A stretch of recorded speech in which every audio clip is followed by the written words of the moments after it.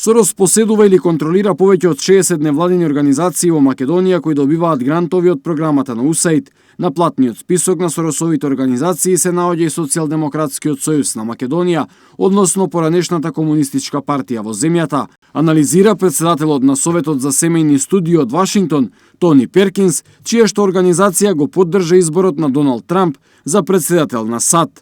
Што сака председателот и основач на фондацијата Отворено општество Џорџ Сорос од малата земја Македонија? Како што се испоставува многу, помошта која што САД ја има обезбедено на Македонија за време на нивното долго пријателство ја канализира преку USAID. Иако официјално целта на САД во Македонија е инвестирање во демократијата, Стејт Департментот во 2012 почна фаворизирање на партнерства со организации на Сорос. Истиот човек кој помогна на терористичката група Муслиманското братство во Египет, ги финансираше насилните протести во Фергусон и канализираше милиони за Барак Обама и на изборните кампањи на Хилари Клинтон, сега се обидува да ја уништи демократијата во малобројниот народ на Македонија преку парите на Стејт Департментот, пишува Перкинс. Во анализата на Перкинс се додава дека во тек е масовно разрешување и екзодус на кадрите на Сорос во Стејт Департментот, а како најзначајна е посочена оставката на Патрик Кенеди, човек кој што беше вмештан во аферата на поранешната кандидатка за председател на САД Хилари Клинтон,